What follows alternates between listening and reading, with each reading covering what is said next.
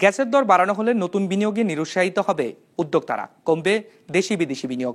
বিষয়টি বিবেচনায় নিয়ে গ্যাসের দর বাড়ানোর বিষয়টি পুনর্বিবেচনার দাবি জানিয়েছেন তৈরি পোশাক খাতের উদ্যোক্তারা।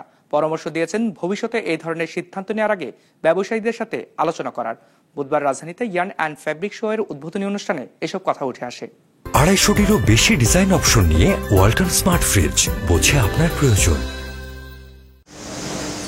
দেশের রপ্তানি আয়ের সবচেয়ে বড় উৎস তৈরি পোশাক খাত। মোট রপ্তানি আয়ের 85% আসে এ খাত থেকে।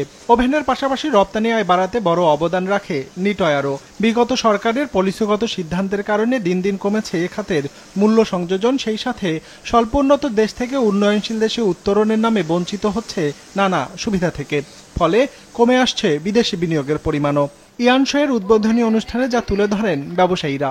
আমরা খুব গর্বের সাথে এতদিন বলেছি যে মোর দেন 85% আমাদের ভ্যালু এডিশন। বিগত সরকারের কিছু পলিসির কারণে এই নিড সেক্টর ভ্যালু এডিশনটা ডে বাই ডে কমে আসতেছে, এবং এটা এই মুহূর্তে আমার মনে হয় এটা 50 to 60%-এর দিকে চলে আসছে। এটা আরও নিচে নেমে আসবে। কারণ হচ্ছে যে সরকার এলডিসি গ্রাজুয়েশনের অজুহাত দিয়ে আমাদের যত রকমের ফ্যাসিলিটিগুলি ছিল এগুলিকে কাট করে নিয়ে আসতেছে।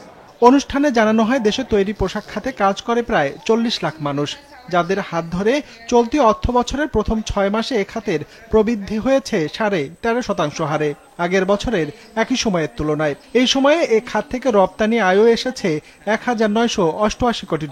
আগামী 4-5 বছরের মধ্যে যা $100 বিলিয়ন নিতে চায় উদ্যোক্তারা। সে লক্ষ্য পূরণে গ্যাসের দর বৃদ্ধির সিদ্ধান্ত আরও একবার বিবেচনার দাবি জানিয়েছেন তারা। গ্যাসের মূল্য নতুন কানেকশন ক্ষেত্রে এটা প্রায় 75 টাকা পার ইউনিট হবে, যেটা আসলে আমার মনে এটা আর একটু আমরা ইন্ডাস্ট্রি থেকে আমাকে বারবার বলা হচ্ছে, আমি এটা আমার কাছে মনে হয় যে আমাদের একটু আরো চিন্তা করা দরকার।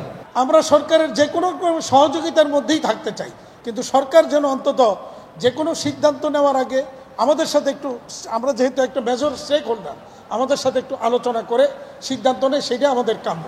রাজধানীতে আয়োজিত ইয়ার্ন অ্যান্ড ফেব্রিক শোতে অংশ নিয়েছে 15টি দেশের 325টি প্রতিষ্ঠানের 650টি stall.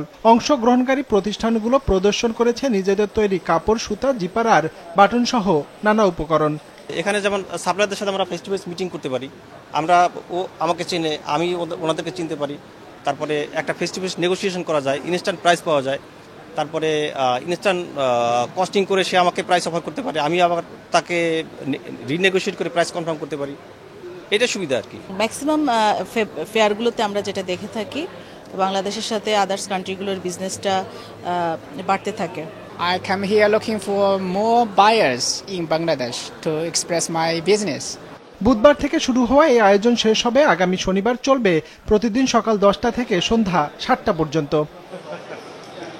Ranjibul Mizan, business report, মাছরাঙ্গা টেলিভিশন।